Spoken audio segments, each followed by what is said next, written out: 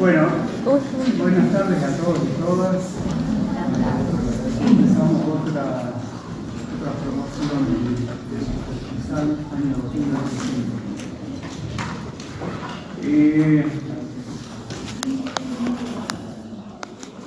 Yo siempre digo que antes de empezar con la materia,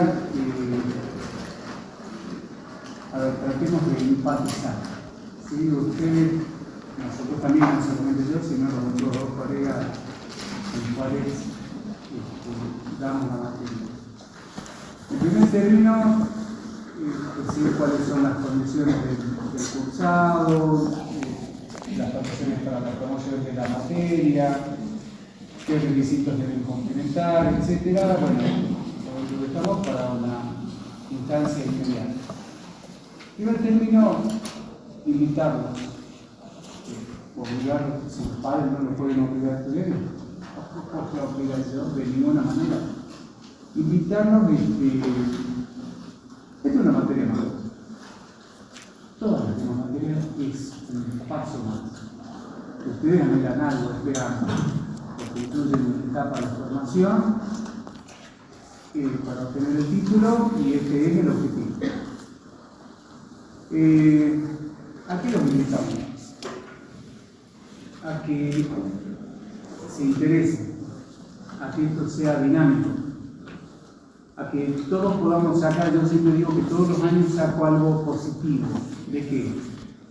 De compartir algo, de compartirles algo, de transmitirles algo y que ustedes estén formados profesionalmente para el área específica en la cual después quieran desarrollar o desarrollarse profesionalmente, pero que sí tengan en claro que ustedes salen con una base. A ver, yo me recibí hace tiempo, pero me recibí. En algún momento era como ustedes, estudiantes. Y salí con una base. Y uno tiene ese convencimiento hasta, de alguna forma, la soberbia. ¿Bien? Los jóvenes son soberbios muchas veces y está bueno. Está bueno. Pero uno tiene la soberbia de creer que ya aprendió todo. Y yo me di cuenta con el tiempo que no sabía nada. Y uno tiene que tener esa humildad de decir que tengo que ser informado. Y es nada más que la primera parte. Salimos con una base. ¿Es importante? Claro, ¿cómo que no?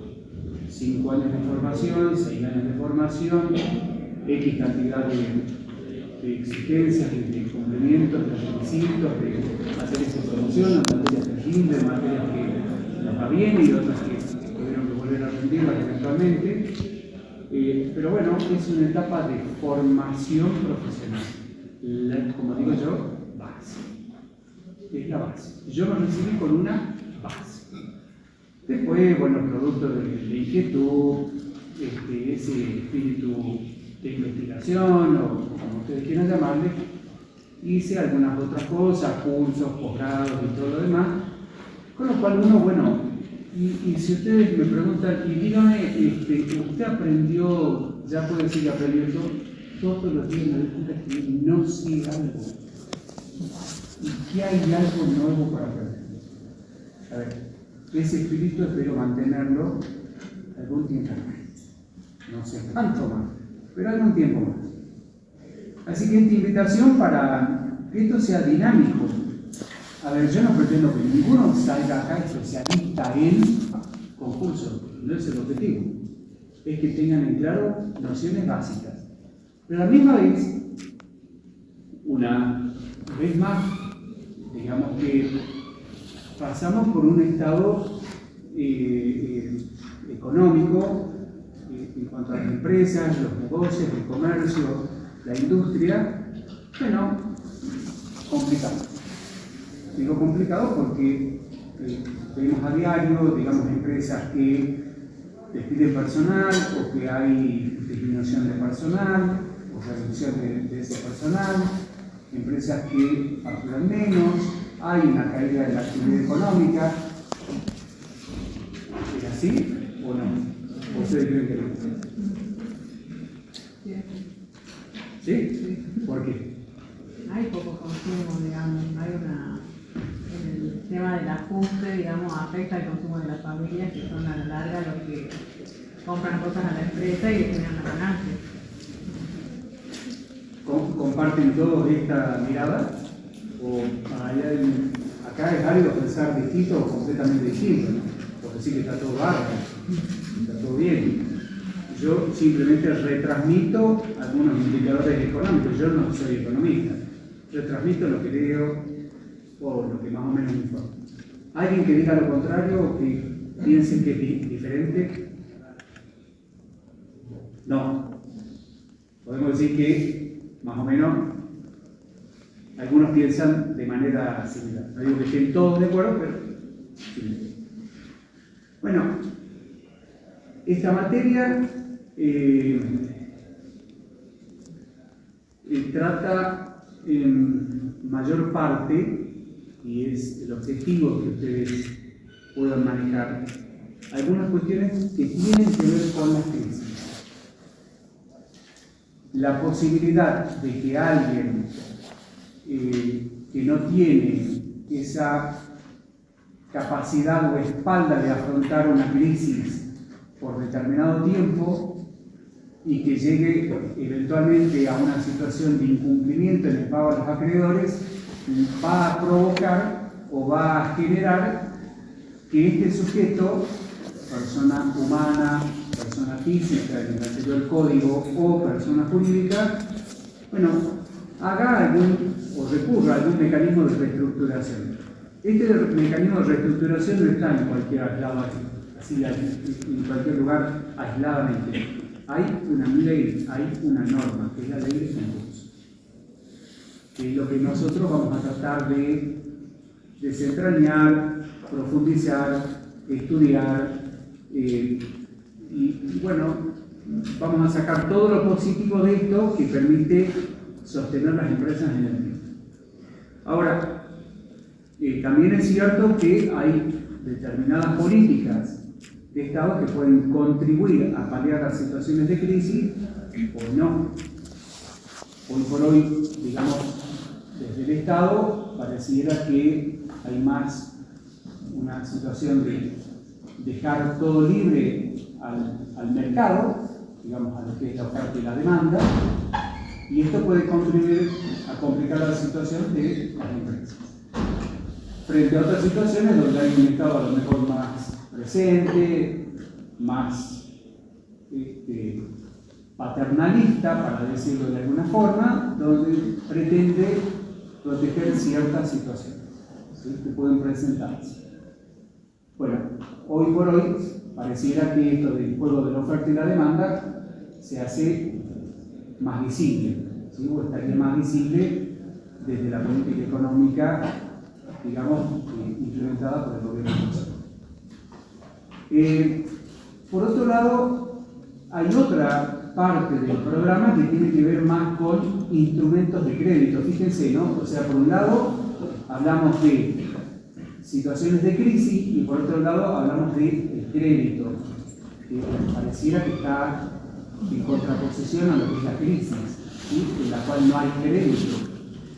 Y por otro lado, hablando casualmente del crédito, hablamos de aquellos supuestos en los cuales el deudor o el sujeto que requiere, digamos, crédito para capital de trabajo, para compra de maquinaria, para determinada inversión, no tiene disponible, no todo el mundo tiene dinero disponible para emprender un determinado negocio, para transformarse, para adaptarse a las realidades.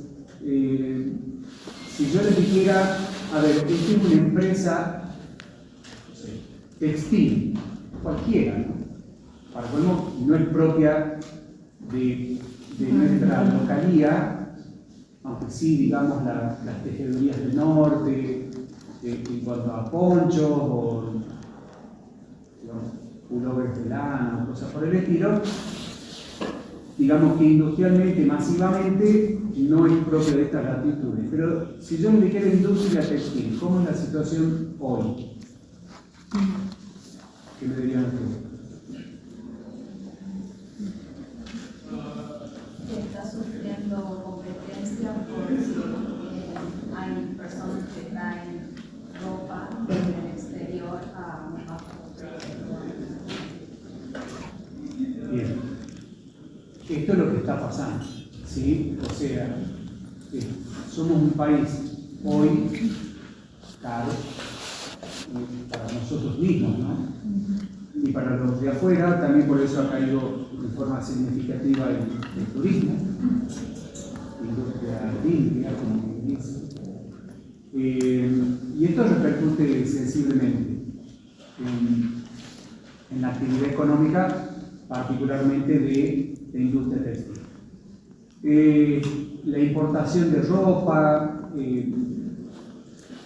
genera también algún desequilibrio en cuanto a los costos que debe afrontar un empresario, digamos, argentino, en relación a los impuestos, etc. Otras actividades también tienen ciertas repercusiones, y esto tiene que ver con algunas políticas de Estado. Pero está claro que es decisión de cada gobierno implementar la política que crea más acorde. Ahora, esto no impide que en cierta medida un determinado sujeto, frente a una situación económica determinada, tenga que recurrir a un mecanismo de reestructuración de sus pasivos. ¿Cuándo? Esto es lo que vamos a tratar de desentrañar. Vamos a dejar sentadas algunas bases hoy, vamos a profundizar un poquito más en este tema, en este punto. Les voy a transmitir qué pasó en otros tiempos, en otras épocas, porque ya, digamos, desde acá hemos visto varias crisis. Estamos acá hace unos cuantos años y hemos podido ver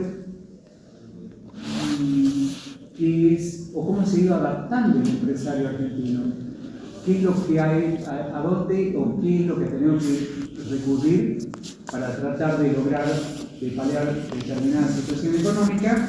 Bueno, les voy a compartir, o lo voy a compartir con ustedes, esto que hemos vivido en otros tiempos, iguales de complejos o más complejos que ¿sí? Algunos datos económicos que me parece interesante tenerlos en cuenta. La materia, ¿cómo se estructura? Por un lado, ley 24.523. Esta ley, que es la ley de concursos y quiebras, tiene una estructura que va de los principios generales a los distintos mecanismos alternativos de resolución de la crisis, como puede ser el concurso preventivo o el acuerdo preventivo extrajudicial por un lado, y por otro la quiebra como procedimiento, digamos, todos ellos tendientes a sortear la insuficiencia patrimonial, la insolvencia o el estado de cesación de pagos. ¿Sí? Esto, digamos, así, sinónimos que suenan palabras que nos pueden parecer que resultan muy diferentes, dispares entre sí, pero implícitamente tienen el mismo sentido común. ¿Sí? Y hay un denominador que es, digamos, la cesación de pagos, y esto es la impotencia patrimonial para hacer frente a las obligaciones. Por otro lado, el programa regula y tiene allí incorporado todo lo que tiene que ver con los títulos de crédito. Los títulos de crédito, lo que nosotros conocemos como letra de cambio, pagaré, cheque, la factura de crédito, el warrant, digamos, son mecanismos de crédito que puede utilizar un sujeto para bueno, no tener que apelar a lo que es el crédito más caro que el que puede ser un banco, eventualmente, o a través de créditos ya sea prendario, hipotecario con garantía o sin garantía, pero un crédito a lo mejor inaccesible. ¿Sí? Hoy por hoy, por ejemplo, algunas empresas están apelando a lo que se conoce como seguros de caución. Los seguros de caución los regula la Comisión Nacional de Valores, estos cotizan en bolsa, generan algún interés importante para el sujeto que tiene fondos y que quiere invertir, y este es dinero que se vuelca al mercado a través de créditos. Un poco más económico, aunque no tanto, pero más accesible para la pyme, que no puede acceder a lo mejor a un crédito porque no tiene bienes o no tiene solvencia económica, no puede acreditar documentación alguna en un banco, ya sea con crédito prendario o hipotecario. ¿Se entiende eso? ¿Sí? Bueno, este es un inconveniente que está teniendo hoy el país.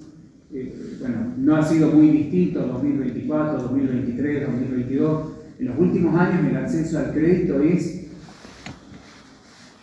oneroso. ¿Sí? El acceso al crédito es bastante oneroso. Entonces, una forma de autofinanciarme es recurrir a los pagos mediante documentos cambiarios. Letra de cambio, el pagaré y el cheque, los más utilizados, los más comunes, y eventualmente otro instrumento de crédito para situaciones puntuales que lo vamos a ver más adelante.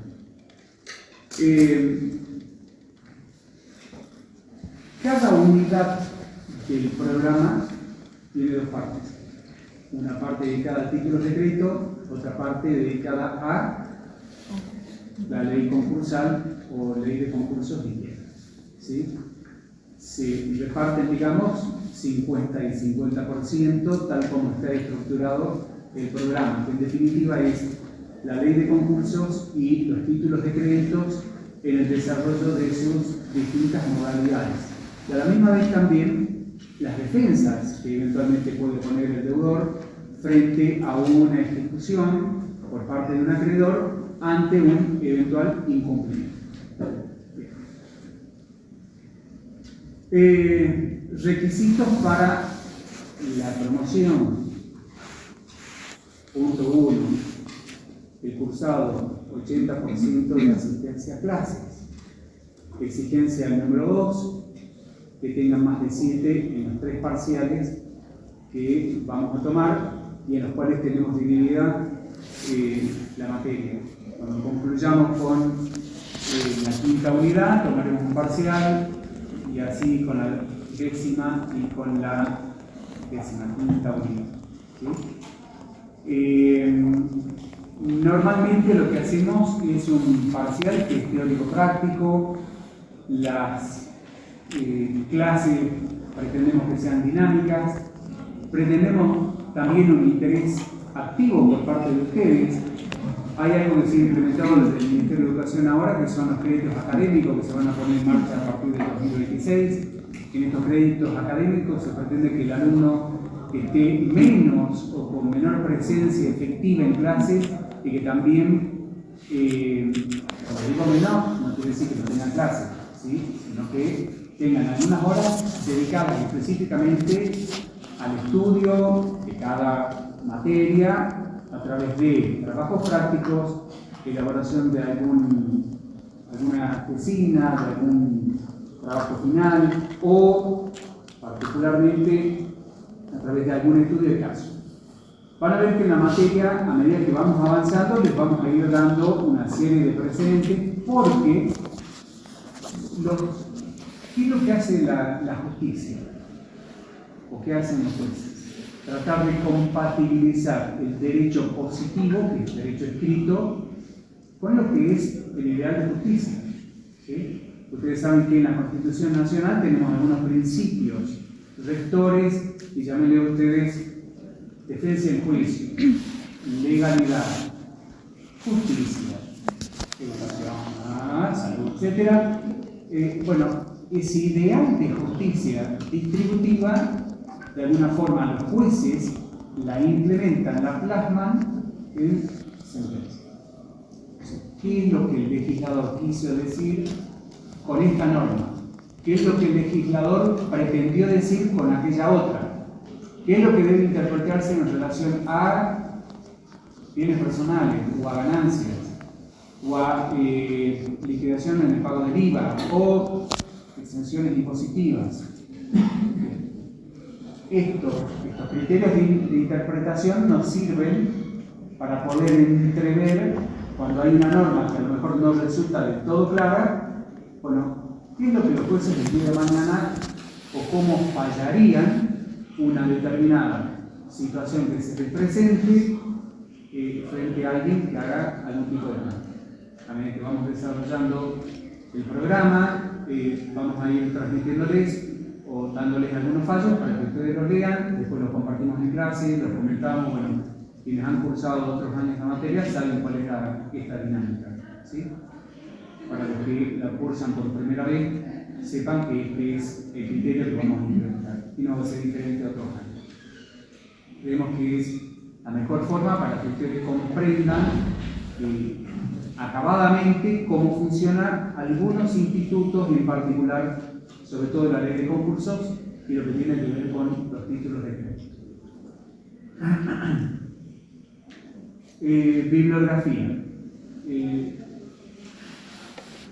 Para esta materia siempre decimos que esa obra que van a encontrar en varios lugares, que es la de Adolfo Ruilián, que es la ley de concursos comentada, de Editorial Astrea, es una obra que nosotros siempre entendemos que es didáctica para el profesional, no para el estudiante.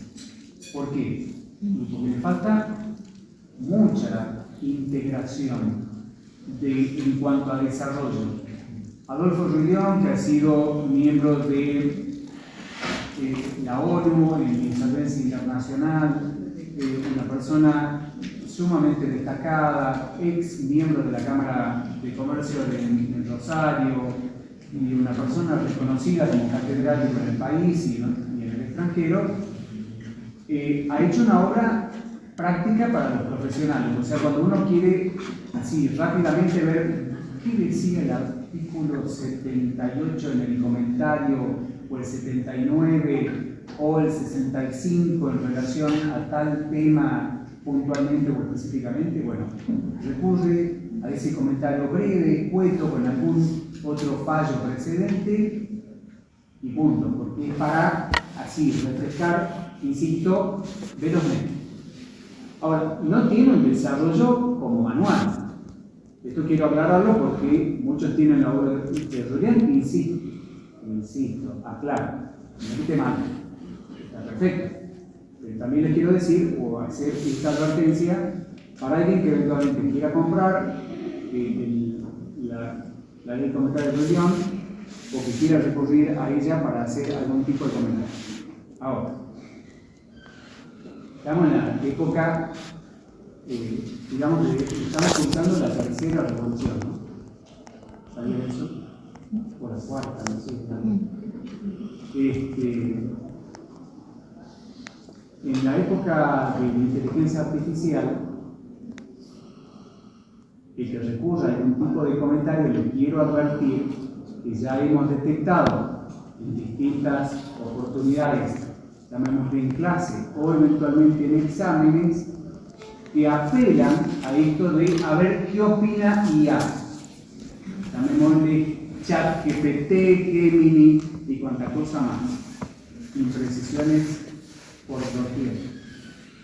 Conceptos que nadie los dijo, no sé, salen de ahí, pero nadie de la doctrina autoral ni de la ley refiere eso como lo que debe entenderse en relación a un instituto, a una norma determinada. Por lo tanto, ¿qué les quiero decir con esto?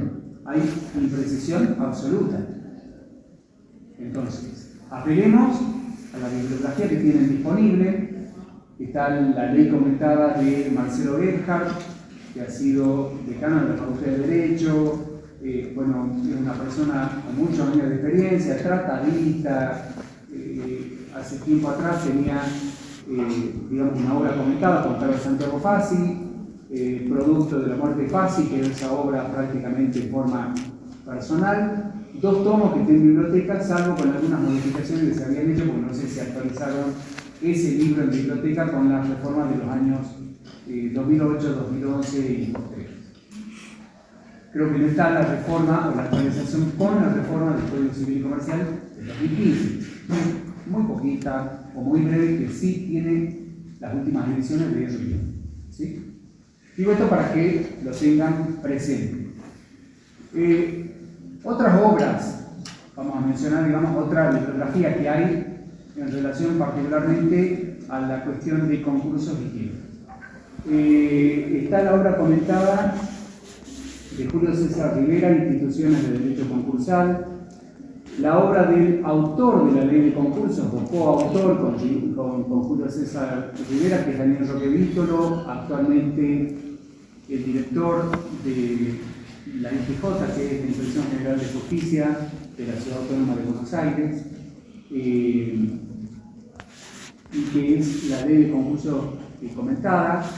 Son 2 tomos también, digo, para alguien que quiera apelar o recurrir a estas obras que son mucho más completas o que quieran leer de ellas, lo cual está fantástico. Bueno, y otras obras de autores individuales que han escrito sobre la ley de concursos y que están reseñadas en el programa de estudio. En relación a la ley 24.452, ley de cheques, la ley 6.563 de letra de cambio y pagaré y otras leyes, digamos, en relación a títulos de crédito, bueno, en primer término, hay una obra que ya tiene unas cuantas décadas, que es la vieja ley de letra de cambio y pagaré, que independientemente de que la misma tenga bastante tiempo y que no ha sido actualizada y de alguna forma esto ha generado alguna posición de la doctrina en el sentido de sacar una nueva ley que regule estos instrumentos de crédito, la letra de cambio y el pagaré, esta sigue prácticamente, no se ha modificado. Y en este sentido, bueno, Zunino, ya me va a salir este profesor de Córdoba, que ha escrito sobre este tema particularmente. Hay una ley que está en biblioteca también y a la cual pueden recurrir para ver específicamente lo que es letra de cambio y pagar. En relación a la ley de cheque, tienen las obras comentadas de Efraín Hugo Richard y Muñoz, la obra de Carlos Molina Sandoval y Francisco Jungenbach, la obra de Carlos Alberto Villegas, bueno, que tratan la regulación del cheque, el régimen legal del cheque, o régimen del cheque, o ley de cheques, simplemente en sus distintas denominaciones. Esto para ver cómo funciona la ley de cheques y cuáles son los criterios para el ejercicio de acciones tendientes tanto a la ejecución como asimismo las defensas por parte de un sujeto, digamos, deudor. Esto en términos así, muy genéricos, muy amplios en cuanto a la bibliografía, y lo que sí, digamos, la particularidad, como dije, en relación a la ley de concursos, de algunos precedentes, de algunos fallos que han puesto de alguna forma la luz respecto de algunas cuestiones que tienen que ver con el deudor y acreedores para la ejecución de algunos documentos cambiados. O sea, por un lado tenemos el crédito, por un lado tenemos un sujeto deudor, un sujeto acreedor, y en esa relación obligacional hay alguien que tiene el derecho de ejecutar y otro la obligación de cumplir. Cuando esto no se cumple en la medida del compromiso asumido, hay alguien que tiene un título con lo cual pretende el cumplimiento efectivo y otro que de alguna forma se ve compelido a cumplir por alguno de los mecanismos implementados en estas normas o leyes que vamos a desarrollar a lo largo de la materia. Respecto de esto que referí en relación a la materia, en relación a las exigencias, en relación a la bibliografía, ¿alguna pregunta? ¿Algo que quieran comentar o que quieran preguntar? ¿No? ¿El parcial 7 o más de 7? ¿Era más de 7 o 7? 7 o más. 7 o más. Si se puede sacar bien, mejor. ¿Ah? Bueno. ¿Sí? ¿Perspectivas aspectos educativos del parcial? No, recién largada. Mire, esto es como, ¿usted ha visto alguna vez en carrera de caballo, aunque sea por la tele? O partido de fútbol, vio que comienza, ¿cómo va a salir? No sé, espere que veamos, si a lo mejor hay algún contratiempo, una tormenta eléctrica, hay que suspender el partido, no sé. Veamos, los inconvenientes que tenemos todos los años y que les trasladamos es este sinsabor amargo, siempre, de gusto a poco. Tratamos de darles todo lo que podemos en base a cómo está distribuido a la cantidad de horas que tenemos. Muchas veces estas horas cuestan. Para cómo nos toca un lunes, antes cuando tocaba un miércoles, un jueves, y era, permítame una expresión muy coloquial, más mejor. ¿Ah? Era más mejor porque no nos tocaba un feriado. Ahora los feriados saben que son por defecto lunes o viernes. Siempre toca algo, salvo este miércoles 6, que es San Salvador, ¿no? Pasado mañana. Bueno, normalmente siempre nos toca un feriado. Un lunes, bueno, mayormente, o lunes y martes, bueno, esto nos complica con las clases. Y no podemos avanzar en el programa. Por eso, muchas veces los exámenes los tomamos un día que no tengan clases, para aprovechar y para que ustedes no pierdan. Beneficio nuestro, de ninguna manera. ¿De ustedes? ¿Me explico? Para que ustedes puedan tener la mayor cantidad de elementos, digamos, disponibles de clase.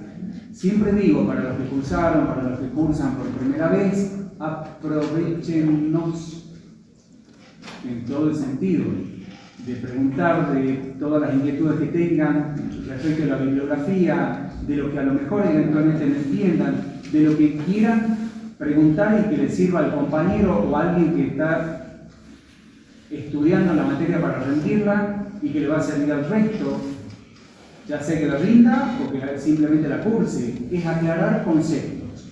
Y como siempre digo, a ver, yo no estudié nunca en memoria, nunca me sirvió, pero sí relaciono mucho. Pero eso te da la lectura. ¿Cuántos libros ha leído en el último año? 5. El año pasado 5. 5. Bien. No, por la cursada que tuve, no sé la verdad cuándo, pero era la cursada de quinto, así que... 5. No sé cuándo, pero hay varias bibliografías a las que se recurre. Por ahí no lees todo, pero vas... Pero fuera de la carrera, ¿no? No, para la carrera... Casi nada. Bueno, yo siempre admiro a aquellos que son grandísimos lectores, ¿no? Hay un hombre que salió ahí, que ha leído a lo largo de su vida más de 3.500 libros. Y uno dice, 3.500 libros, la vida promedio de más o menos 60 años, dividamos, ¿cuántos son? ¿Como 500? ¿Cuánto eran? 3.500. ¿50? 58. Hay que leer 58 libros en un año, ¿no? Hay que leer 58. Bueno, esto permite leer mucho, a lo mejor permite relacionar con, digamos, distintos temas o vincular distintos temas en relación a alguno que hayamos aprendido. Aprendido es incorporado como conocimiento, ¿sí? Que no es, yo aprendo esto. No agarro esto porque no tengo garra, tiene mi moña, tiene mi dedo, ¿sí? Entonces, lo que de alguna forma puedo hacer es darles las bases, que ustedes eso lo incorporen y que el resto de las unidades que tengan vayamos relacionando. O sea, vayan ustedes relacionando unas con otras. ¿Sí? El desafío también en esta invitación que les hacemos, que estemos al tanto de lo que es noticias, no noticias ni políticas que me interesan, ni tampoco de otra índole, sino estrictamente económicas, porque esta materia tiene mucho que ver con la economía, tiene mucho que ver con la crisis, tiene mucho que ver con lo que es nuestro país, esa esencia de lo que somos, de lo nuestro, bueno, malo, qué sé yo, hay otros que están peor. Miren, una señora amiga, que yo siempre le digo mamá postiza, dice, acordate Pablo, siempre hay alguien que está peor que tú. Y ustedes dicen, no, peor que los argentinos, ¿quién está peor que nosotros? Y si yo les digo a la gente que vive en Franja de Gaza, ¿está igual? ¿Está mejor o está peor? Creo que todos han visto algunas imágenes que son realmente lamentables, ¿no? Bueno, o en otros lugares, no sé, Ucrania, lo que ustedes quieran. Digo, hay gente que está en condiciones peores que la nuestra. Nosotros tenemos problemas económicos, otros tienen otros tipos de problemas, tal vez no tanto económicos, pero de otra naturaleza, y hacen la calidad de vida peor. Fundamento ahora de por qué esta propuesta de decirles, miren, leamos las noticias que nunca leemos, o que leemos así muy esporádicamente, o que mayormente no nos interesaban, insisto, desde el punto de vista económico, porque esto tiene sentido con lo que vamos a ver acá. O sea, ¿por qué llegamos a una situación de crisis? ¿Por qué las empresas tienen inconvenientes para cumplir con sus obligaciones? ¿Por qué alguien pide su concurso preventivo, pide la declaración de quiebra? ¿Cuál es el motivo? Si yo le dijera a alguien, no de los que hayan cursado, ¿sabe qué es un concurso preventivo, una quiebra? ¿Qué sentido tiene? ¿Alguien escuchó alguna vez hablar de una quiebra? ¿Alguien escuchó hablar de Vicentín, por ejemplo? La firma Vicentín. ¿No? ¿De Ingenio de Esperanza? Acá en Jujuy. ¿Tampoco? ¿De Molino Cañuela? ¿Tampoco? Del Ingenio, sí. Del Ingenio de la Esperanza. ¿Qué escuchó? Ay, no sé. No sé, en pocas palabras, como que entró en quiebra, digamos. O sea, dicen como que entró en quiebra. Es lo único que dicen. Bueno. Año 1995 se reforma la ley de concursos y quiebras y después voy a empezar a hacer un poquito de historia de por qué la ley, de por qué hablamos de esto como mecanismo y sobre todo en la cual el primero que va a detectar eventualmente una situación de crisis de una empresa es ¿quién? ¿El acreedor? Ah, claro. ¿El deudor? Mire, sí, eventualmente el deudor sí, digamos, pero ¿El que a tiene que veces pagar? el deudor ve así, mire. Ve con los dedos, digamos, que se tapa los ojos, o no quiere ver la realidad, ¿no? A eso estoy haciendo hincapié. O eso es lo que quiero transmitir. ¿Qué van a hacer ustedes? El contador. El contador es aquel que en algún momento dice, ojo, mire que este cheque no cobramos, que subió esto, que este costo se está disparando, que las utilidades, las ganancias no estamos teniendo las que habíamos vislumbrado en algún momento, bueno, etcétera. El primero que percibe esas señales de alarma es el contador público, aquel sujeto que está prácticamente al lado de la administración. Al abogado se recurre cuando, bueno, doctor, ¿qué hacemos? ¿Qué nos sugiere para presentarnos en un concurso o no?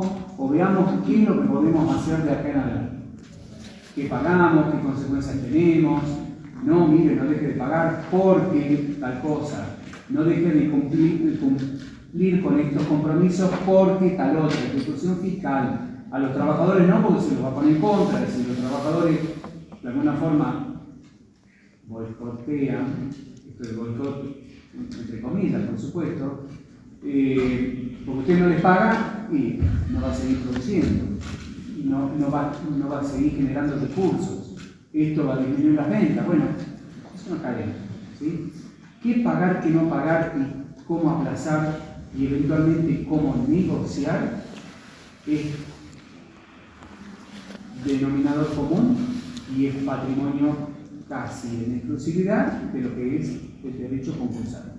No quiere decir que vamos a ir dando algunos así tips o conceptos para que ustedes los vayan memorizando, los vayan así recordando. Cuando decimos que un sujeto se encuentra in bonis, es que está, no es lo que suena, ¿no? In bonis es en las buenas, ¿estamos? Para distinguirlo de aquel sujeto que está in malis, así con términos latinos cada uno, in bonis, in malis, significa que está en las malas. ¿Quién es in malis? El que está concursado, o sea, ha pedido una reestructuración de su pasivo, tiene un concurso preventivo, está en un acuerdo preventivo extrajudicial homologado, o eventualmente aquel al cual se le ha declarado la quiebra. O sea, estos sujetos están in malis. No van a, seguro, con total y absoluta certeza, no van a poder acudir al crédito, nadie te da crédito, y por supuesto que sus condiciones van a ser particulares y restrictivas en cuanto a la administración de sus bienes, de su patrimonio, porque hay ciertas disposiciones de la ley de concursos que, establecen algunas condiciones para el sujeto concursado.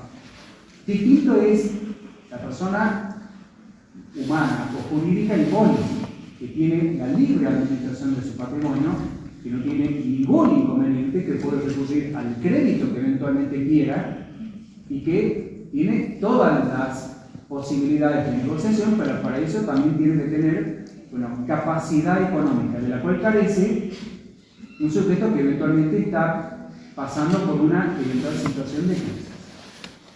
Bueno, ¿cómo fue evolucionando, digamos, la legislación concursal? Y esto vamos a hablar con distintos pasajes de la historia argentina.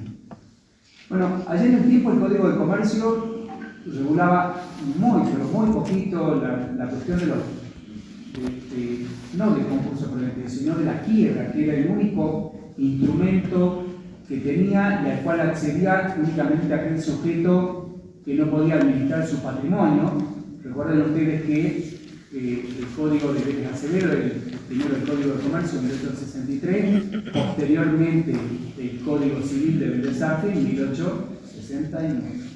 O sea, primero fue el Código Civil, Código de Comercio para la provincia de Buenos Aires, después el Código de Comercio para la República Argentina y posteriormente el Código Civil que se modificó X cantidad de años después, 100 y pico de años, con la ley del año 26994 del año 2015.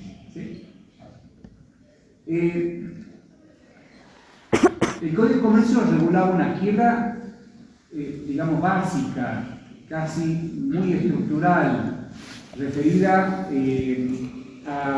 o que pretendía impedir que los acreedores puedan hacerse de los bienes del deudor, distribuirlos entre ellos sin un mayor control, y esto dio lugar a distintas normativas que modificaron esa ley de concursos, originariamente incorporada al Código de Comercio. La ley 5.965, posteriormente la ley 11.719, con posterioridad, bueno, ya pasamos a la ley 19.551 del año 1963, y luego a la modificación de la ley, esta, la 19.551, por la ley 22.917, año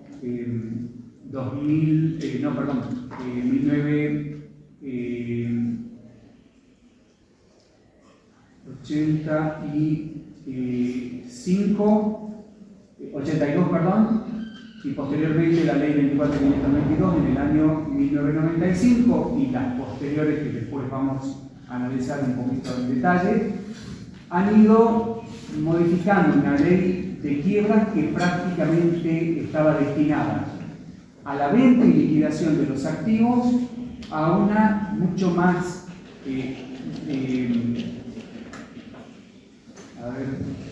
paternalista, de protección de las unidades económicas a través de mecanismos alternativos a la liquidación.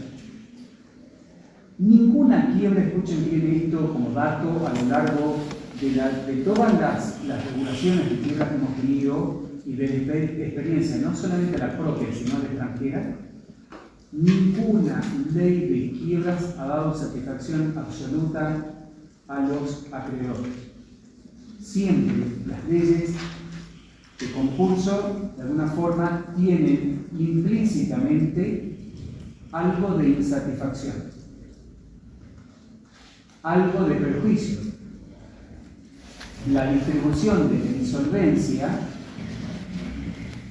es, de alguna forma, inequitativa en términos de pretensiones individuales, aunque sí garantizan la igualdad desde el punto de vista constitucional. Ejemplo, hagamos de cuenta que ustedes son todos mis acreedores, y también hagamos de cuenta, hipotéticamente, que no lo es, que yo tengo un patrimonio así, significativo. ¿Cuántos son en total acá? Número más, número menos, 50, 60, 70. ¿Sí? Y hagamos de cuenta que yo tengo un bien para satisfacer el interés de lo que les adeudo a cada uno de ustedes. Si esta fuera la situación y yo no les pagara, ¿qué haría cada uno de ustedes?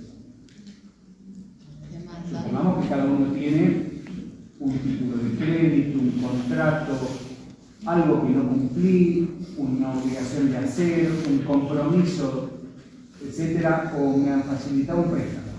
Si yo no cumplo, ¿qué es lo que haría cada uno? Demando la exigencia del cumplimiento. Me demanda por vía ya sea ejecutiva, por vía ordinaria, el cumplimiento de esa prestación, que de alguna forma se traduce en la posibilidad de cobrar por la vía judicial cuando no cumplo de las otras formas. Antes que eso, si usted me dice y me pregunta, mire, profesor, a mí me debe alguien plata, ¿qué haría? Nada de ir y mandarle a los muchachos amigos grandotes a que me paguen el deudor.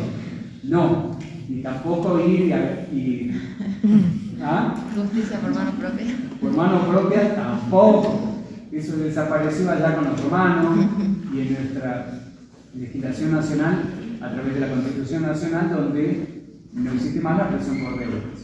O sea, yo no puedo hacer efectivo que alguien me pague deteniéndolo, encarcelándolo, salvo supuestos muy puntuales y específicos, que es la situación de fraude, etc.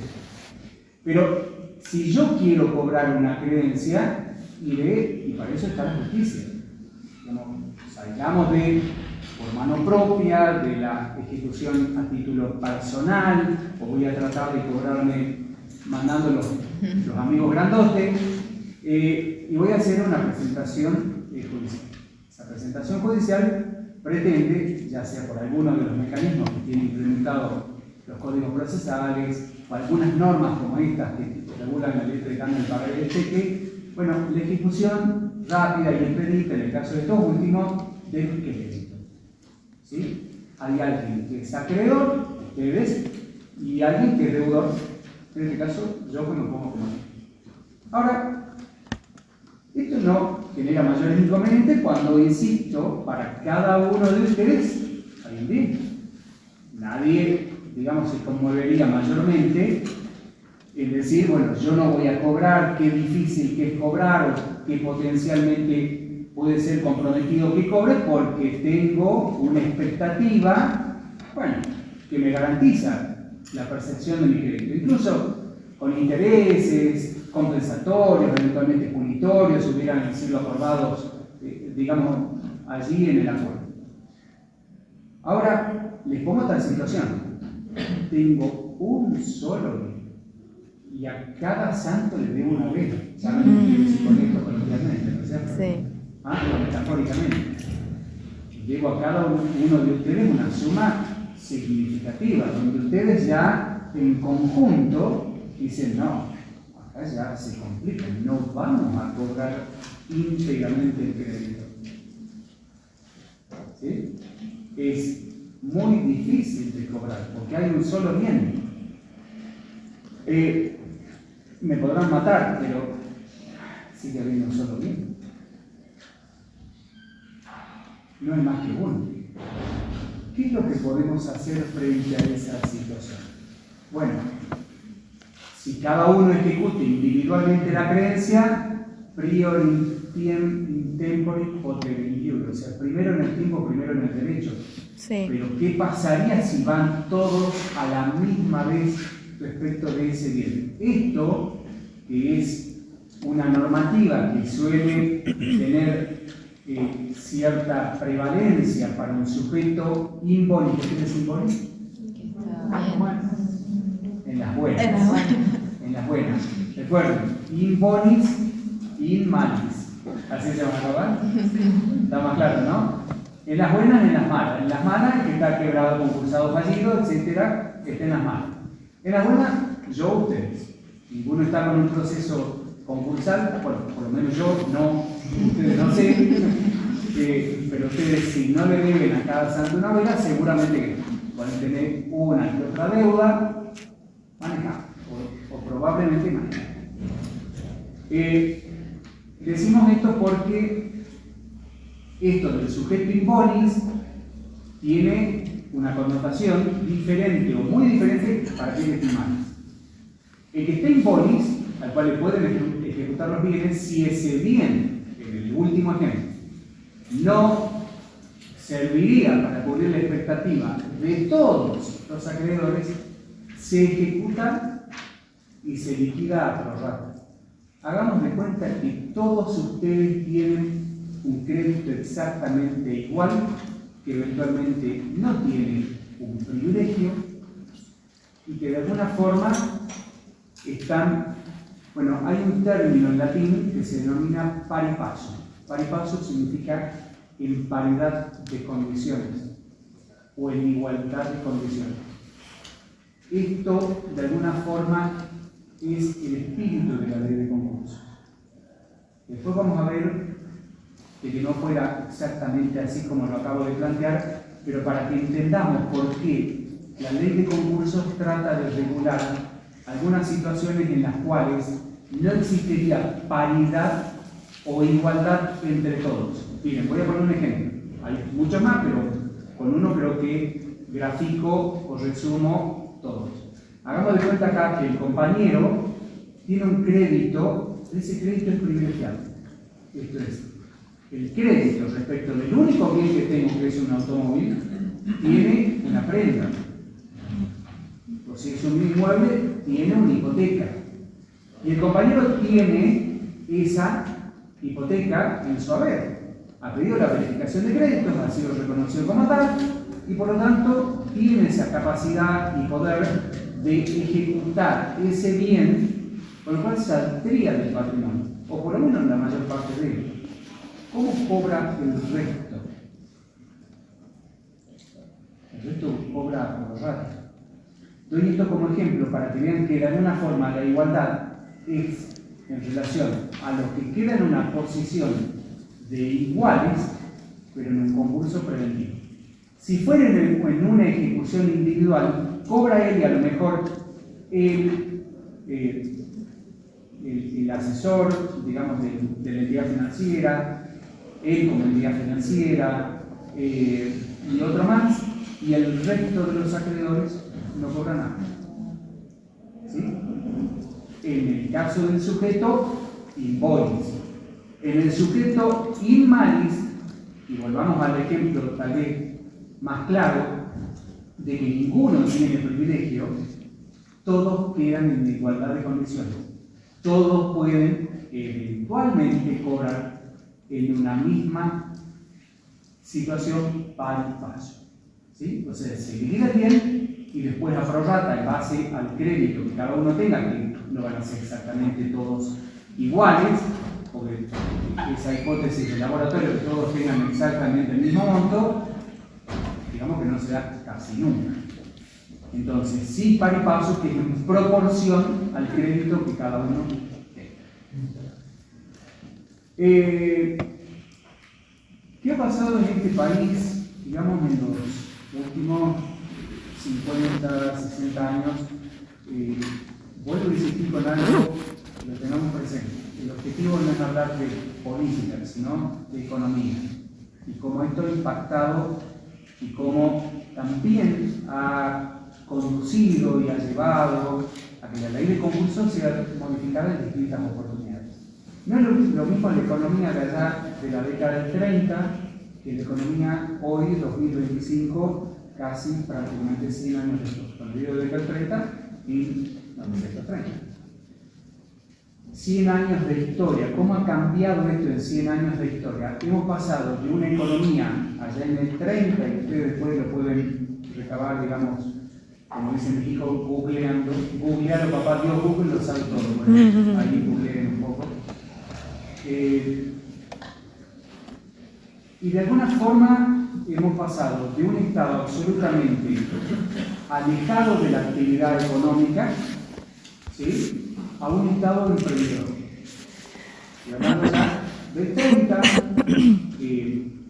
allá Uriburu, etc., a un estado emprendedor a 40 y 43 para que yo, cuando por ahí, más allá de las críticas que pueden hacerse al estado emprendedor, y todas son bien recibidas, cada uno puede opinar como quiera, creo que poniéndolo en un contexto histórico, allá por el 40, el estado emprendedor aparece porque no teníamos nadie que venga a invadir al país. A ver, ¿teníamos yacimientos carboníferos? No. ¿Teníamos yacimientos petrolíferos? No. ¿Teníamos bancos? No. ¿Teníamos empresas de energía? No. Teníamos, bueno, aerolíneas. ¿En qué momento apareció el estado emprendedor? ¿Por qué? Y recuerden ustedes, 45 termina la Segunda Guerra Mundial y las inversiones iban a Europa.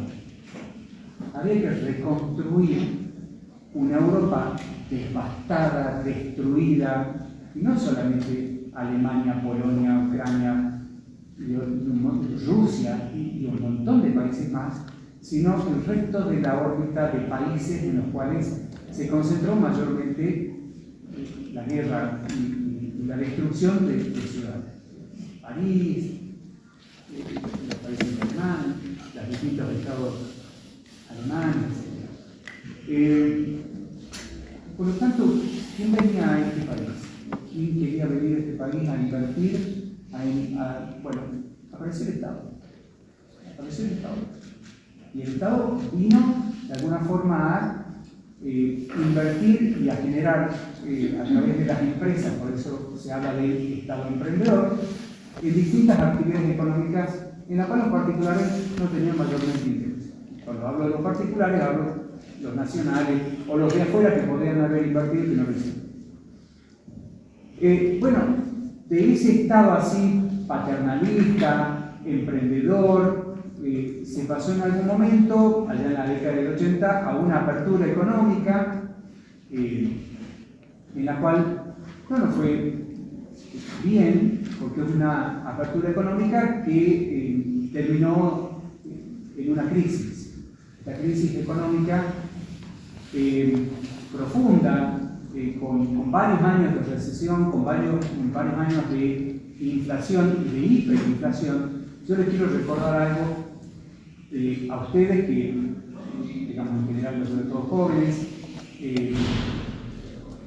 año 1988-89, yo ya era profesional, y las compras en el súper se hacían a la mañana. ¿Quieren que les diga por qué se hacía a la mañana? Porque la tarde subía el precio. Existían los famosos remarcadores. ¿Escucharon hablar? ¿Quiénes son? El que cambia de precio.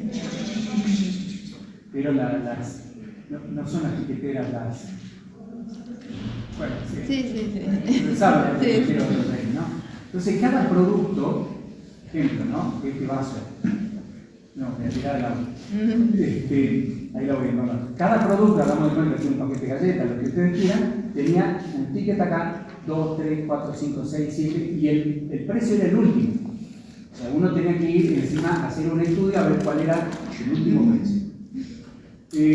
Eso era en un día. En un día. El producto podía tener las remarcaciones de los días anteriores. Bueno, y esto fue allá 88-89. Llegamos a tener 4.000% de inflación anual. Yo digo por ahí, cuando algunos economistas u otros se rasgan las vestiduras, ¿cómo vamos a tener 100%? ¿Cómo vamos a tener 200%? No tiene economía. ¿Por qué nos conmovemos tanto? Sí, es que el ideal es que no tengamos inflación. A ver, creo que a nadie le da ninguna duda. Uno no puede proyectar, no puede hacer un montón de cosas. El ideal es ese. Pero digo, hagan memoria, muchachos, somos contemporáneos con varios economistas, ustedes saben que estamos hablando de hiper real. Esa era la inflación. Bueno, eso terminó en qué? Terminó 91-92 en un peso dólar. ¿Sí? Estoy haciendo historia, nada más estoy contando un poco la película, si ustedes quieren. 91-92, un peso un dólar.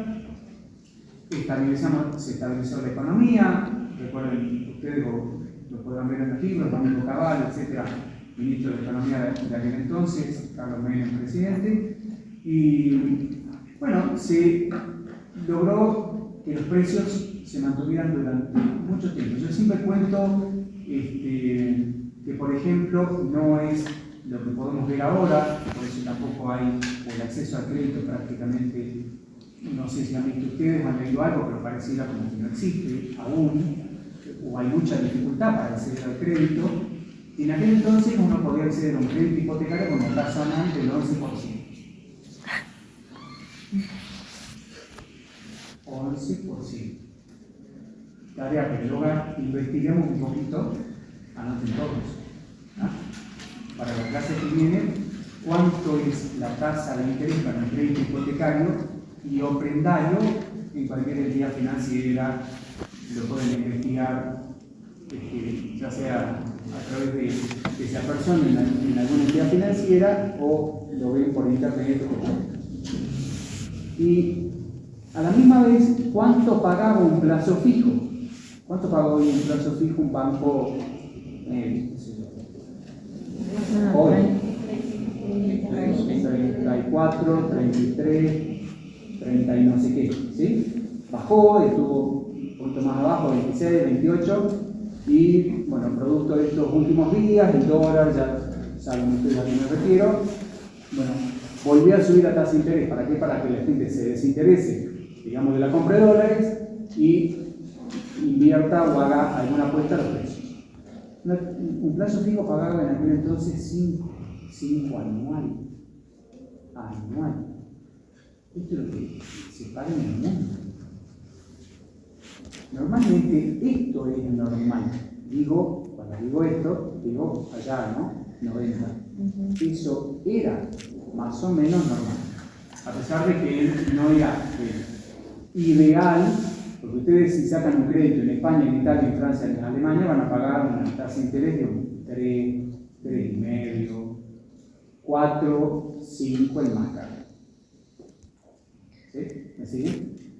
Esto hace que de alguna forma el crédito se vuelve realmente a actividades productivas. nadie esté especulando. Hoy en día especulamos todos. O especulamos con el dólar, o especulamos con la tasa de interés, o especulamos con la inflación. O sea, seguimos especulando. Volcar de lleno a la producción es una alternativa y es lo que dice el gobierno y está muy bueno. Ahora, tenemos que tener otras variables tal vez un poco más amplias. Y para eso también no tenemos que tener inflación.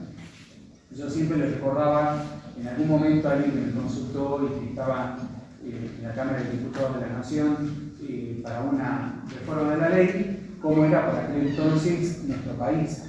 No había paritarias. Durante años no tuvimos paritarias.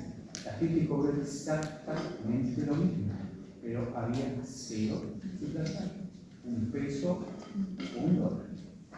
¿Sí? Bien. La ley de concursos, reformada que fuera la política cambiaria, la apertura de la economía, un Estado neoliberal, donde las empresas públicas, ¿se acuerdan lo que dije en un momento? El Estado emprendedor, los ferrocarriles argentinos, aerolíneas argentinas, argentino. Bueno, un buen momento alguien dijo, Carlos Menem, no, Las vendemos. las ventas. ¿Sí? Esto no puede estar en manos del Estado, esto es mucho, no es buen negocio, y ahí yo tengo sí algunas discrepancias con esa política económica de aquel entonces. Creo que hay algunas actividades que debieron haberse conservado.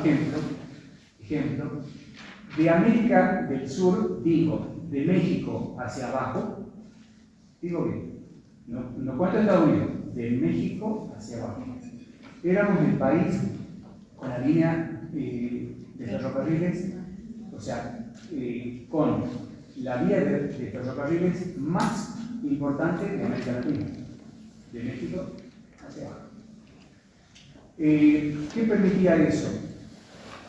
Que la producción salga en forma ágil, rápida, disminuir los costos. Hoy por hoy, países como Estados Unidos, Japón y otros más de Europa hacen hincapié en el sistema ferroviario como columna vertebral del sistema productivo.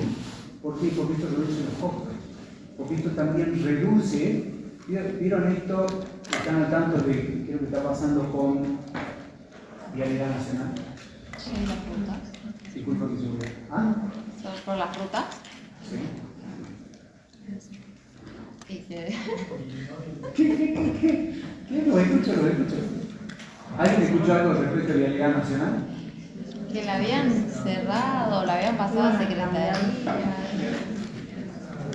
¿Puede ser? El gobierno decidió darle de baja a Vialidad Nacional. O sea, un organismo ¿qué actividad cumple Vialidad Nacional? Mantener las rutas, ¿sí? Mantener el estado de las rutas. Ejemplo, no sé si ustedes se enteraron o todos tomaron conocimiento que un camión Mosquito, de estos que llevan vehículos paraguayos desde Chile a Paraguay, Asunción, bueno, de Barrancoy en Camas. Bueno, durante X tiempo estuvo cortado el paso de Cama. ¿Y quién se encarga de esto? Vialidad Nacional. El mantenimiento de las rutas, cuando cae nieve allá arriba, en el Sucre, en Cama, en el Sucre también, pero en Cama más que nada, y se corta la ruta, ¿quién se encarga? Bueno, no viene al caso, digamos, sino que simplemente algunas empresas, algunas actividades pareciera que son necesarias. Por lo menos, ferrocarriles, por otras latitudes, sigue siendo el Estado y funcionan más que bien y permiten esto, que es descomprimir y hacer más barato la producción. Yo siempre doy como ejemplo algo que me enseñó un productor agropecuario hace muchos años. Una tonelada de cualquier producto, llamémosle poroto, maíz, soja, que sale por estas latitudes del país a Rosario cuesta más que el transporte de una tonelada en barco de Buenos Aires a Milán. ¿Está? Creo que está claro, ¿no? Bueno, esos son los costos que creo que hay que revertir para ser más eficiente, independientemente de que eventualmente la gente de campo deberá ver con buenos ojos el trabajo de las retenciones, que ya saben ustedes que anunció el presidente y que nadie dejará eventualmente de celebrar. Por aquel entonces, insisto, y ahora vuelvo un poquito a los 90, todas las, bueno, no todas, pero muchas de las empresas del Estado tuvieron que ser privatizadas. Con esta impronta, con esta expectativa de que la privatización las iba a hacer más eficientes, de que esto iba a permitir generar, digamos, inversiones, diversificar también la producción, etc. Y creo que se logró parcialmente. ¿Por qué digo esto? Porque esa política privatizadora y esa política neoliberal de los 90 terminó con la crisis del 2001. La ley de concursos no podía ser ajena. ¿Por qué digo no podía ser ajena?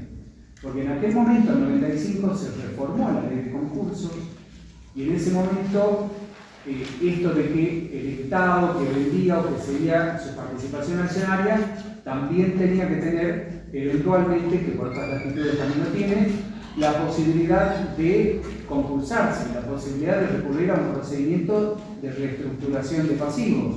Y si no había una ley de concursos que le permita ello, y era parte de la exigencia de algunas empresas que vinieron al país, era esta, la de reformar la ley de concursos y permitir o habilitar a poder iniciar un procedimiento de reestructuración.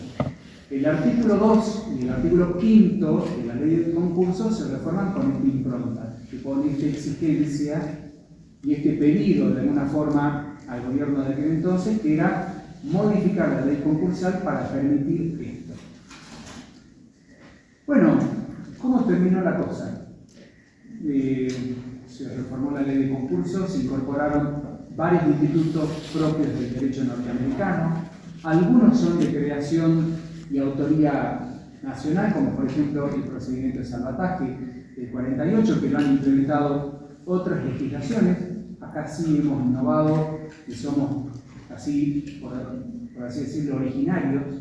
Hemos creado un instituto novedoso y otras cuestiones que hemos copiado, como es la conversión, el pronto pago, o mejor dicho, el comité de acreedores o el funcionamiento de los comités, que no lo tenían originariamente la ley 19.551, salvo así como un instituto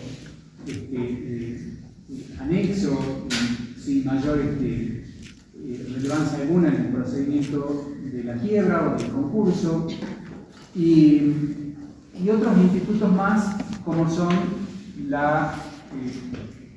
concurso, en el caso del conjunto económico o de grupos económicos, y el acuerdo preventivo extrajudicial, que tuvo algunas modificaciones que después lo vamos a ver en detalle.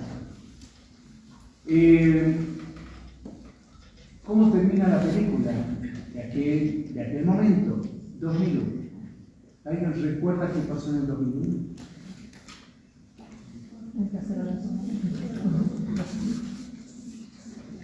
De lo que no se olvida nadie de los caceroles. ¿Ah? ¿De qué más nos acordamos? Bueno, digamos que nuestro país transcurrió con algunas limitaciones y reestructuración para el retiro de depósitos, que fue, digamos, la más leve, o sea, con algunas restricciones a los retiros de depósitos, a la imposibilidad de retirar los pesos dólares y al descalabro total ya en el 2002. En el 2002 se sucedieron 5 presidentes en el transcurrir de una semana, 10 días, y esto terminó con la presidencia de Eduardo Duhalde y con el famoso decreto 215, con el cual se salió del régimen de convertibilidad.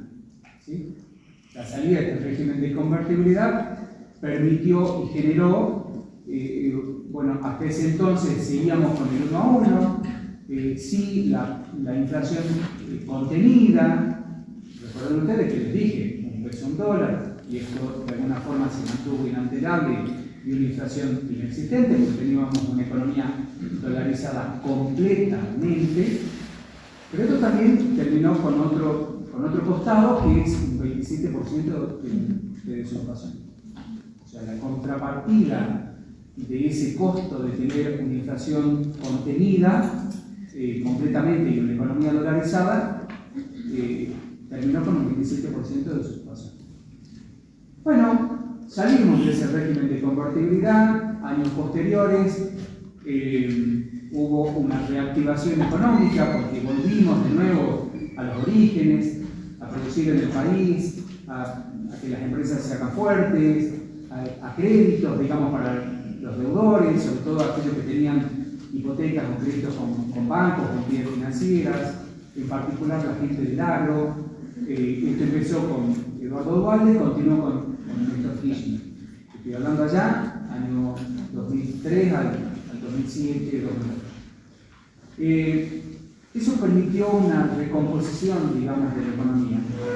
Años posteriores, de nuevo, empezamos gradualmente a tener algunos índices de inflación o algunos, hasta que terminamos, bueno, hace unos pocos años atrás, 100% y 200% en el 2023.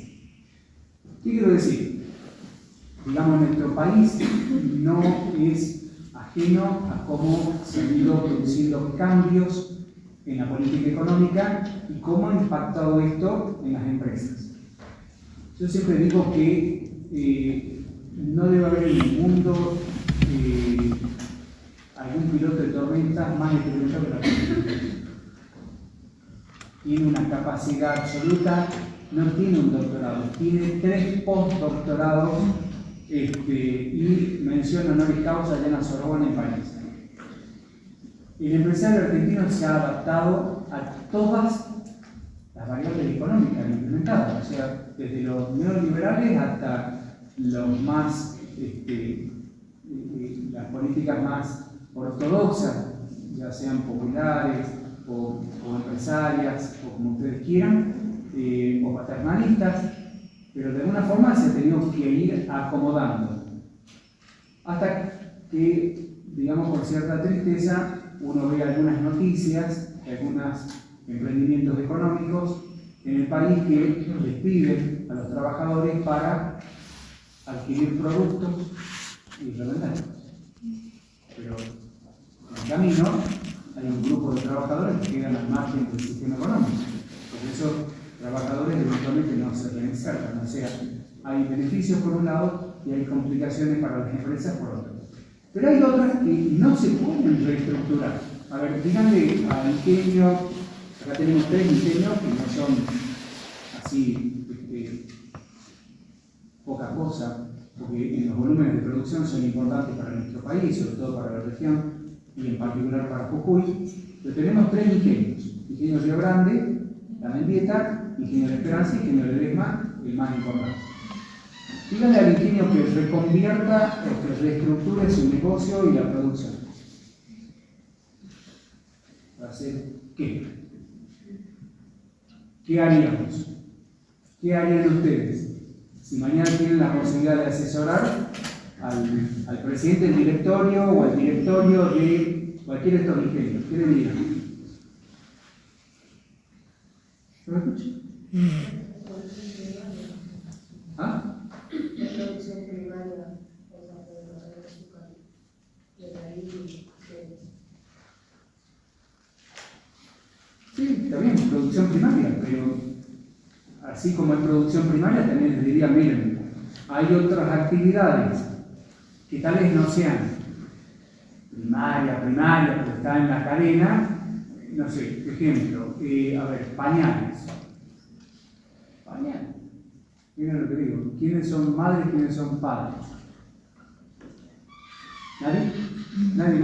¿Madre? ¿Sí? ¿Alguien más? ¿Madre, padre? Allá. Bueno, ¿qué tal el precio de los pañales? ¿Ah? ¿Están caros? Bueno, a esto, digo, para aquel que tiene eventualmente, digamos, un comercio de este rubro, ¿sí? Confluyen dos cuestiones que se han venido, digamos, desencadenando en los últimos tiempos. ¿Alguien conoce la maternidad? ¿Ustedes, mamás, conocen la maternidad? Allá en Quintana. ¿No? No han ido nunca. ¿Alguien más conoce la maternidad? ¿Saben de qué estoy hablando? Sí. De Héctor Quintana. Sí. La maternidad fue diseñada por el Estado provincial como una institución hospitalaria para más o menos 10.000 partos anuales. ¿Saben cuántos hay? Menos de 6.000. Los sanatorios privados en la provincia, voy a hablar particularmente de San Salvador, que estaban proyectados para entre 100 y pico, 110, 120 partos anuales, no tienen más de 40.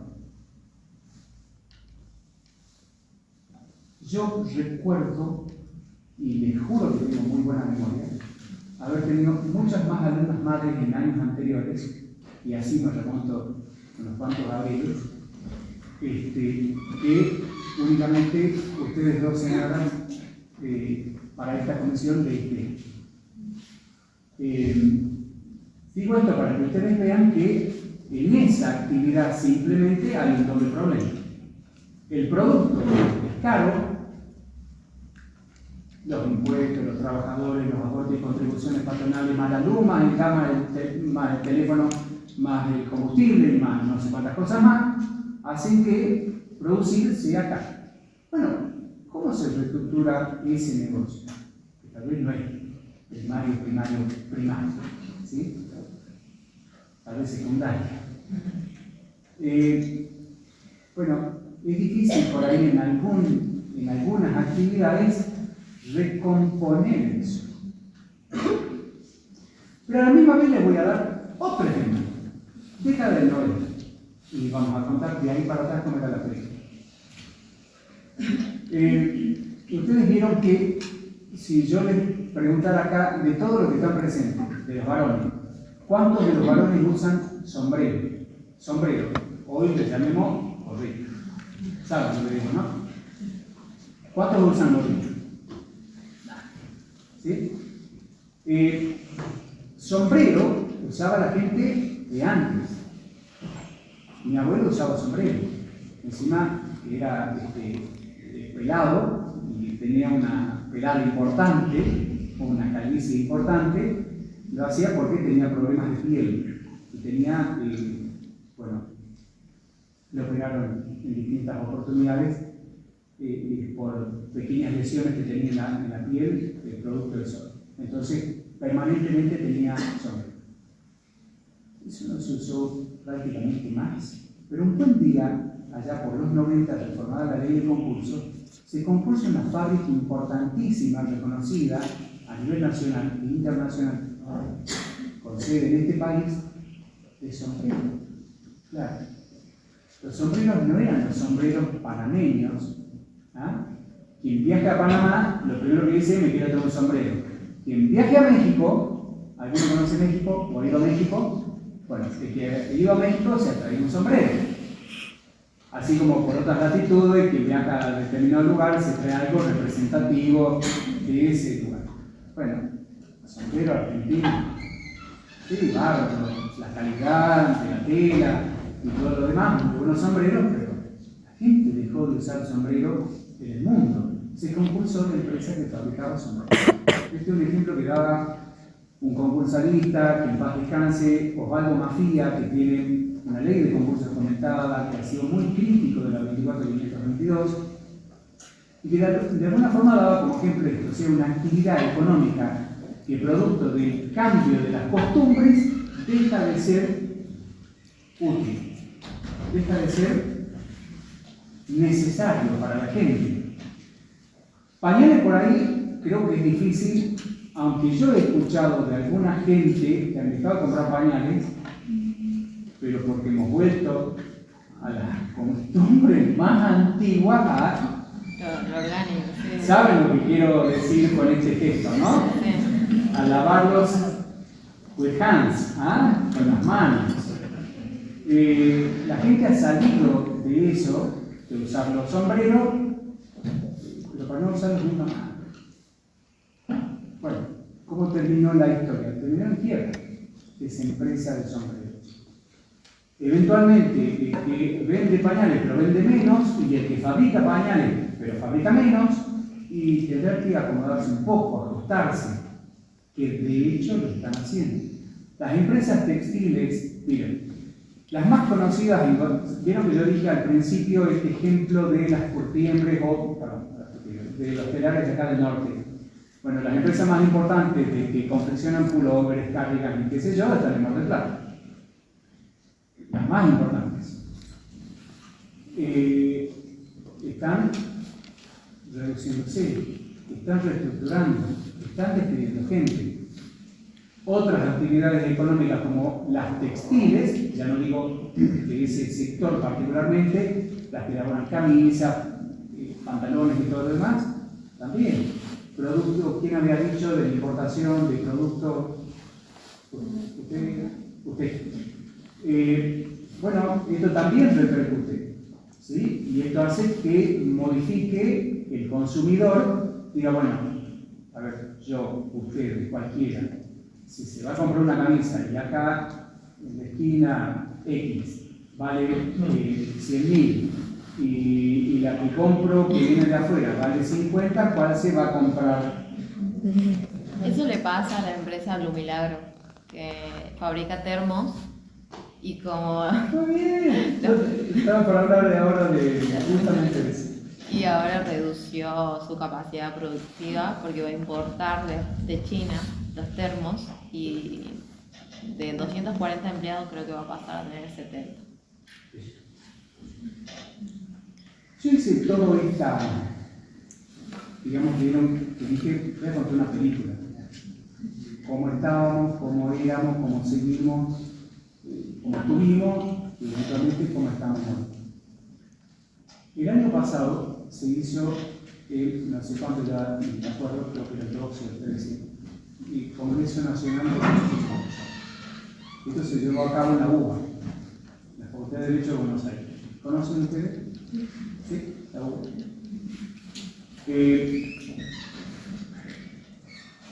En ese congreso, yo como otros colegas más, nos invitaron a disertar en el acto de apertura, los días de la apertura. Y en esa apertura, y después yo les voy a sugerir para la próxima clase, o sea, tarea para luego,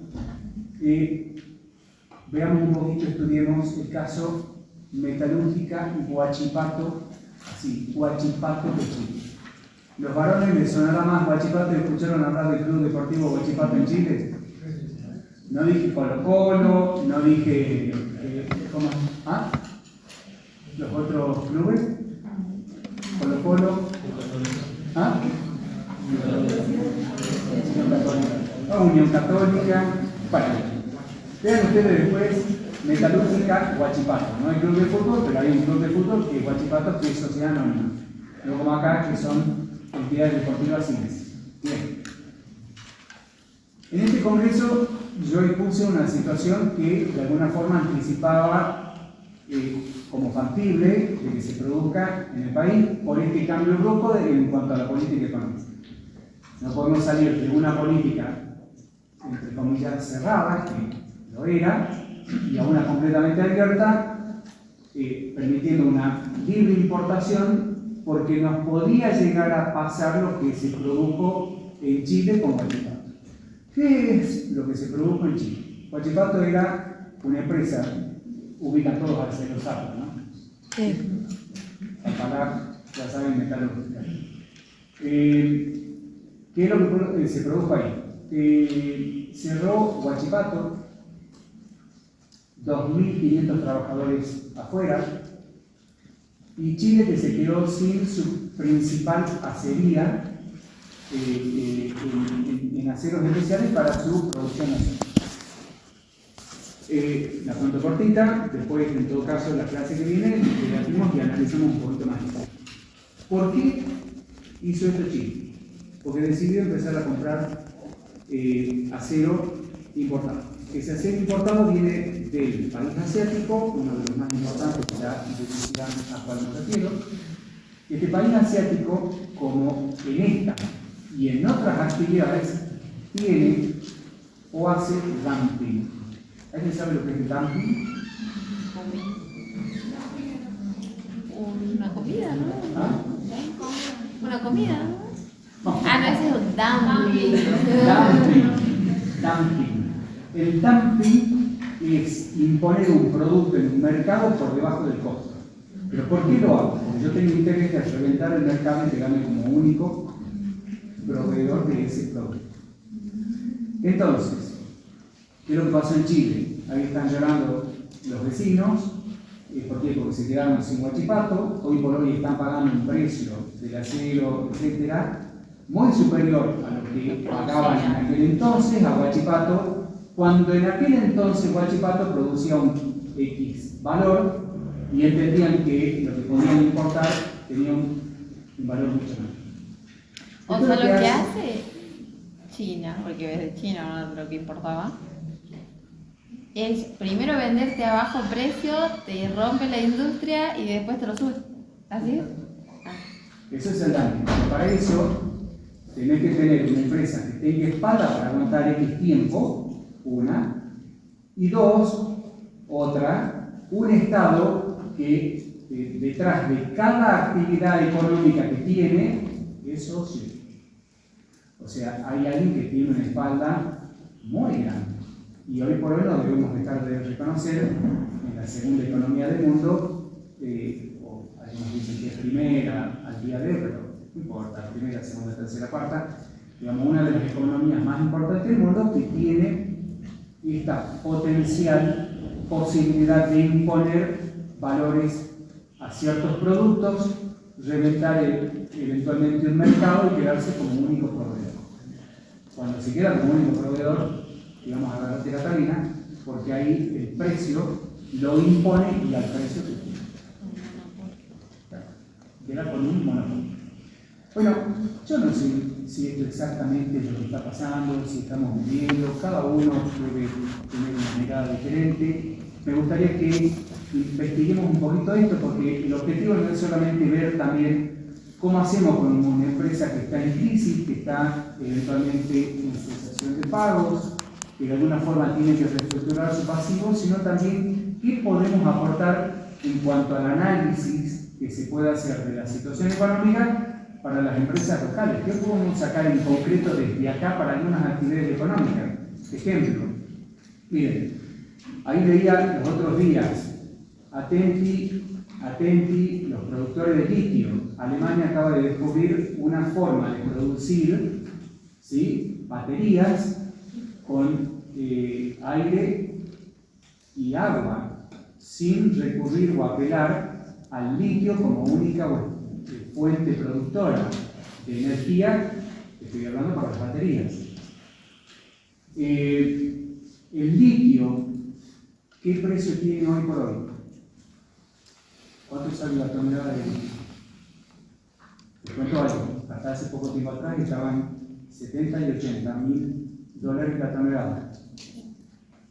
Tiki, precio del litio al día de hoy. ¿Ah? Veamos cuánto están. 12, 13. ¿Le puedo preguntar a la guía? A ver qué contesta.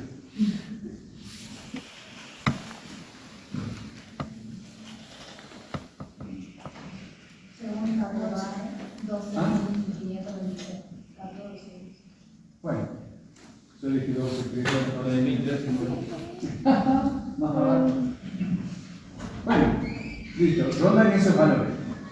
Si quieren entre 10 y 12. Pero costaba o tenía un valor la tonelada de 70, 80. hace tiempo atrás. Hoy por hoy la producción de litio, digamos que no está siendo rentable. Las mineras han tenido que reducir personal. Yo digo solamente en Jujuy, Santa Catamarca, que ya saben que son provincias productoras de litio. ¿Qué es lo que pasa con el azúcar, que es otro commodity? El azúcar ha visto reducir sensiblemente los valores internacionales. ¿Consumimos la misma cantidad de azúcar que hace 20, 30 años atrás? No. Hoy tenemos la stevia, tenemos aquello, y más aquello, más aquello, más aquello, y eventualmente sustituimos los azúcares, o el azúcar, producto de la caña particularmente, por otros implementos o por otro tipo de edulcorantes. Las costumbres también cambian esto, y por lo tanto la producción cae. ¿Me explico? ¿Qué otra actividad económica podemos poner como ejemplo? Ayúdenme ustedes, jujeños, o en su mayoría. Actividad económica que tiene Jujuy, trabajo. La gente fuma y palmeando. El vape. Yo recuerdo. Que ahora está el vape o el vape. El vape, claro. Bueno, yo les cuento algo, porque ya no lo he visto en los últimos no sé qué X años.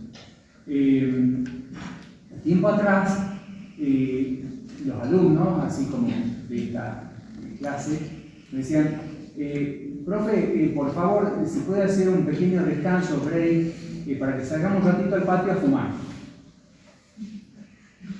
No problem, ningún inconveniente, pero yo veo, tal vez, por lo menos acá en clase, o que uno ve en las facultades, o ve, que la gente fuma menos. No sé, es una impresión personal, particular. Disculpenme, a lo mejor me estoy equivocando. Pero por lo menos nadie me lo pide en los últimos años.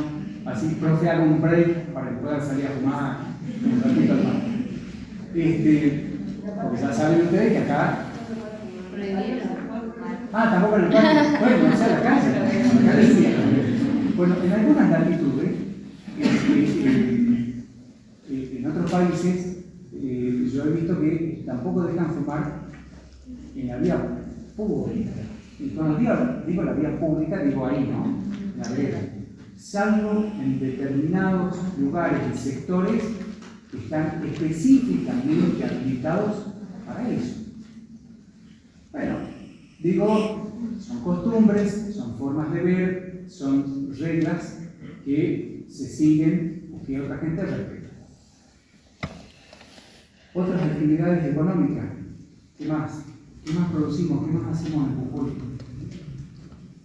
Litio, tabaco, caña de azúcar, hortalizas. La gente consume más o igual. Pareciera que ahí no hay mucha, no se ha modificado. Es más, las costumbres de la gente de ser mayormente, a ver, esto de carnívoro, como si fuera que únicamente comemos carne, somos lobos esteparios, tigres, león. No, de comer carne, digamos, como principal fuente de proteínas, hemos pasado a consumir más legumbres, verduras. En otros países que sustituyen la carne porque es muy cara, comen muchísimas legumbres, con lo cual sustituyen eso como proteína. Y acá nos hemos ido adaptando, porque ¿a cuánto está el kilo de carne? 15. 14, 15, 16 y no sé qué, ¿sí? Por ahí, ya sea cerdo o vacuna y tal vez un poco menos, digamos, el pollo. Y nos hemos ido, y el pescado que está carísimo. No es que, miren, empecé a consumir pescado porque ¿cuánto está el kilo de salmón acá? En un lugar que no quiero decir cuál, pero ya saben. ¿Cuánto está acá los amigos? Yo digo ese país, pero. 40, 30. Bueno, 40 el salmón. Sí. Yo les sugiero que compren despollo, compren atún, que no es tan caro, compren, bueno, hay hay lenguado, hay pacú, que son más accesibles, ¿sí? Pero de todos modos es caro. Claro, por lo tanto no decimos, bueno, sustituyamos la carne porque vamos a consumir pescado que es más barato. Sigue siendo caro. Yo creo que sí con el pollo, por ejemplo. Ajá. Que se está sustituyendo la carne por el pollo. ¿Y Sí. a cuánto está el pollo? Y un pollo de 3 kilos, me sale 15 pesos. Claro, está bien. Digo esto, ¿no? Por ahí tenemos esto de la capacidad de adaptarnos, ¿no?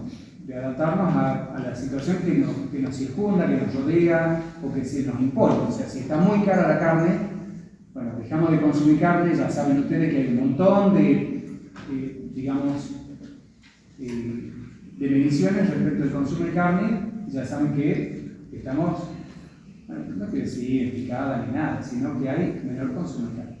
La gente se va adaptando a una realidad que es diferente.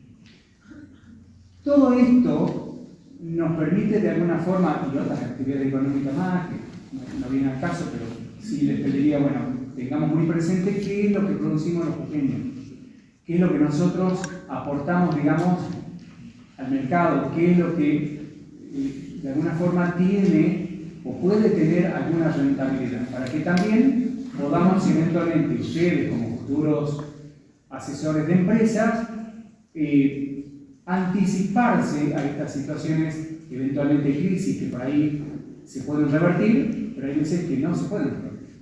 Yo vuelvo a insistir con esto. Saquemos la actividad económica a los ingenios como tal, digamos, fabricación de azúcar y les digamos, reconvierta su producción. Tengo ahí una fábrica que vale, no sé, 10 millones de dólares. ¿Qué hago con 10 millones de dólares? ¿Qué pongo? ¿Un secadero de qué? ¿Y para producir qué? ¿Sí?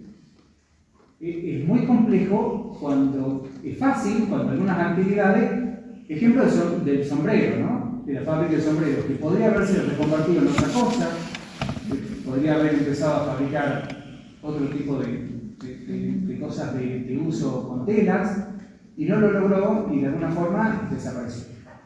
Bien, pero también eso iba de la mano de algo que la gente dejó de consumir puntualmente o específicamente. En este caso, la gente estaría dispuesta a dejar de consumir azúcar. ¿Quiénes de acá consumen otro tipo de edulcorante que no sea azúcar? O sea, stevia, etc. Y la mayoría consume azúcar. Bueno, los que consumen azúcar, ¿estarían dispuestos a consumir otro producto? Bueno, a lo mejor algunos sí, no, otros dicen, no, de ninguna manera.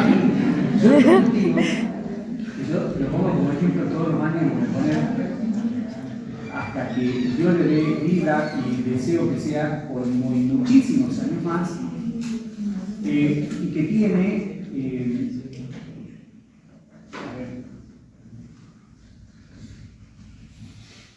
yo digo que es alguien a quien admiro, pero sobremanera, por un montón de cosas, por sus circunstancias particulares de vida. Murió la hija, mi prima, murió mi tía, y después dos mujeres más con las cuales se casó y estuvo en pareja. Si hay alguien que tiene resiliencia con mayúscula, yo diría que es esta persona. Pero que no tiene ni 70 ni 80, tiene 96 años. Está jubilado y sigue trabajando. Entonces digo, esa persona que dice, yo sigo apostando, sigo trabajando, sigo deseando que de alguna forma las cosas mejoren, las cosas cambien, y aporto para todo este inventor, y produce cosas que están muy relacionadas con el azúcar, y por eso viene lo que voy a comentar ahora, porque está vinculado a la industria azucarera y produce detectores de bagazo y sistemas electrónicos para calderas, no para la caldera de la casa de ustedes o la mía, para la caldera del ingenio. Y él dice, nunca voy a dejar de consumir azúcar porque yo amo tomar el café. Entonces, no hablo de ustedes que tienen todo el derecho de cambiar, pero yo hablo de mi tío que dice, yo consumo azúcar. Y tiene 96 años. Bien. Digo esto, ¿qué actividades eventualmente estaríamos así en condiciones de dejar de consumir que sean producto local, ¿no? Estoy hablando de eso. Y que entendemos que de alguna forma podrían estar en crisis. Por ejemplo, esto de la lana, de la producción de lana, y me parece a mí que estaría bueno que ustedes investiguen un poco cuál es la situación. ¿Qué es lo que pasa con el turismo? Industria verde. El turismo de acá, el turismo de la puna, del sector que mayormente podemos ofrecer y vender y con el cual queremos de alguna forma que crezca nuestra provincia también en aporte de ingresos de gente que viene para consumir, para parar, para tener estabilidad y para que eso dinamice también la actividad de la quebrada. Bueno, me gustaría también que esto analicemos un poquito. ¿Sí? Les pido algo. Una hojita, póngame nombre y apellido de cada uno, número de libreta, la firma y tenemos la asistencia del día de hoy. ¿Sí? Insisto con esto, asistencia del 80% a clases, como condición eventualmente para la promoción independientemente de las notas, y un trabajo final que lo hacemos, vamos cambiando todos los años, y en algunos años les hemos pedido que hagan el trabajo ustedes individual, otros años hacemos una suerte de concurso preventivo de una quiebra para que ustedes sean acreedores, alguno sea deudor, otro sea síndico, que elaboren algún trabajo, digamos, en relación a una suerte de verificación de créditos, o alguna presentación en concurso, o un pedido de quiebra, o una declaración de quiebra. ¿Sí? Es la forma que entendemos y puede resultarles más práctica para que vean esto cómo funciona, digamos, desde una eventual presentación judicial, hacer el concurso preventivo, una quiebra, y cómo intervienen los distintos actores que son los acreedores. O sea, los acreedores cómo participan de esto que es un concurso preventivo, una quiebra. ¿Qué implicancia tienen? Cómo juegan o cómo hacen valer su rol como de acreedores como tal en el concurso, qué exigencia tienen para acreditar, cuáles son las exigencias del deudor. El deudor debe cumplir con ciertos recaudos para una presentación concursal. Bueno, todo esto lo vamos a ir viendo a lo largo de la materia, bueno, y como trabajo final de algunos que han cursado, saben que esto es una exigencia. ¿Sí? ¿Alguna pregunta, alguna duda respecto de lo que hablé? Es simplemente, digamos, un panorama así amplio, genérico, de algunas cuestiones que tienen que ver con situaciones de crisis y por qué las empresas eventualmente, o cómo impacta estas crisis en las empresas. Bueno, yo quedo abierto para las preguntas que tengan, o si tienen que ver con el programa, o tienen que ver con la materia, o tienen que ver con la promoción, o lo que ustedes quieran. ¿Va a seguir más o menos un concurso más intercalado? En principio sí, y a lo mejor intercalamos, bueno, todo va a depender. No son meses poco complicados los que quedan de acá para adelante, porque tengo varias actividades académicas y, bueno, a lo mejor para ello rotamos o cambiamos un día. Solamente un solo recordatorio, ¿no? ¿Y orar o qué? Lo hemos hecho mayormente oral. Miren, ¿han visto ustedes lo que ha pasado acá en la Facultad de Medicina en Buenos Aires con el tema de las ciencias médicas, ¿no? Sí. Bueno, ¿qué quieren decir? Esta posibilidad hoy por hoy, ayer por ayer, o de hace un tiempo esta parte, de todos tienen celulares, todos tienen o pueden apelar eventualmente a algo para encontrar un poco de respuesta. Preferimos que sea a través de la entrevista verbal. Siempre digo algo, ¿no? ¿Cuántas veces creen ustedes que le llaman al contador y le dicen, hola contador, mire, tengo este problema, ¿por qué no me lo estudia?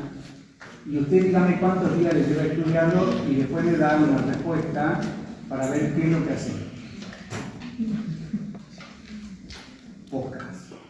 a mí me van a ver al estudio y me preguntan ya sobre el tapete, dígame qué hacemos con tal cosa o tal otra, al resto de los profesionales lo mismo, y a los contadores no es ajeno. Y al médico tampoco. Mire,